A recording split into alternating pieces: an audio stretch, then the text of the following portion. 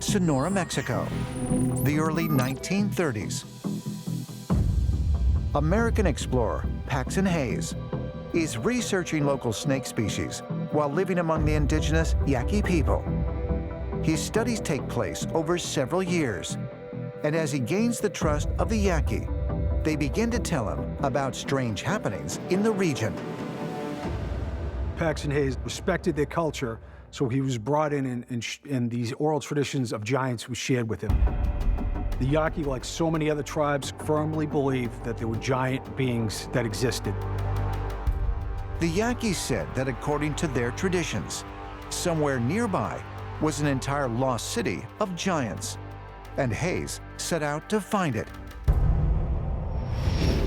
In 1935, he claimed to have succeeded. According to Hayes, the city he discovered appeared to be thousands of years old, and what he found there was astounding. Paxton Hayes reported to find 34 7.5-foot mummified giants. Now, I have the original press release that show one of the mummified giants bundled up that he found in a giant mummified head in this enormous gourd. So there's visual proof. Paxton Hayes was quite blown away by all these discoveries that were being made, but he lost all his funding to continue the exploration and research. And the lost city has never been found since, incidentally. Could it be that the remarkable claims of Paxton Hayes are true? Perhaps further clues can be found by examining reports of another extraordinary discovery made in the American Midwest.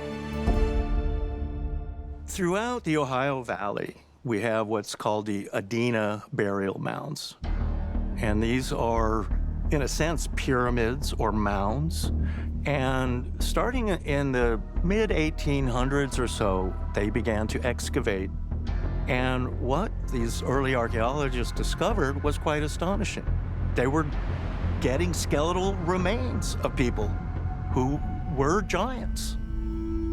Miamisburg Mound in Ohio is one of the largest Adena burial mounds in the region. Numerous digs took place in this particular mound and other mounds in the area. And in 1856, a remarkable discovery was unearthed of an 8-foot 2-inch skeleton within the mound itself. Now, this caused a kind of sensation in the local area. It was reported in great detail. Medical doctors and scholars looked at it, but the Smithsonian didn't really follow up and do some proper research and analysis. When it comes to studying the so-called giant remains of North America, the Smithsonian, they just kind of ignore any anomalies, anything that's out of the ordinary, that doesn't fit their pre-existing paradigm. The Smithsonian routinely dismissed reported discoveries of giant bones. But records filed by the Institute's own archaeologists document the discovery of numerous oversized skeletons throughout the Ohio Valley. The Smithsonian's own scientists have dozens of recorded instances of the unearthing of 8-foot-tall inhabitants, 36-inch circumference skull found by T.M. Perrin in Illinois. It's all in the record.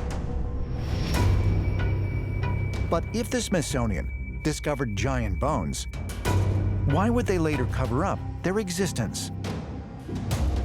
Some researchers suggest scholars are simply unwilling to entertain the notion that something long relegated to the realm of fantasy could be real. The idea of giants belongs to this mythological, religious realm of the ideological enemy of science. So the incredible intellect of many people are spent debunking, marginalizing, and mocking these ideas. But right in the records, we have another story. While the Smithsonian continues to claim that giants belong to the realm of fantasy, many Native American tribes consider these supposedly mythic beings as part of their history.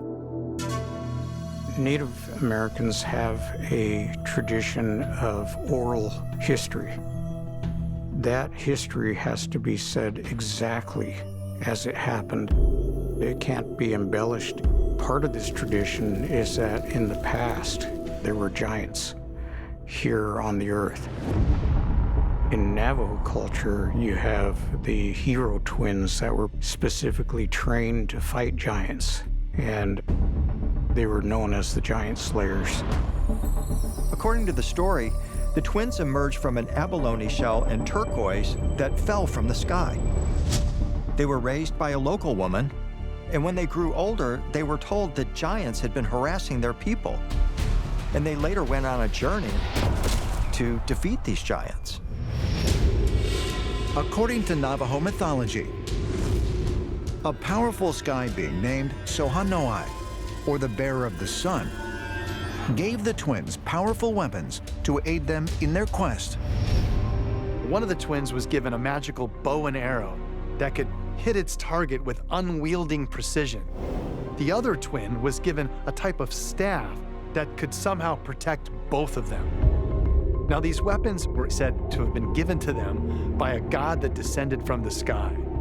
To me, this doesn't sound like magic. It sounds like some type of misrepresentation of technology, possibly given to them by extraterrestrials.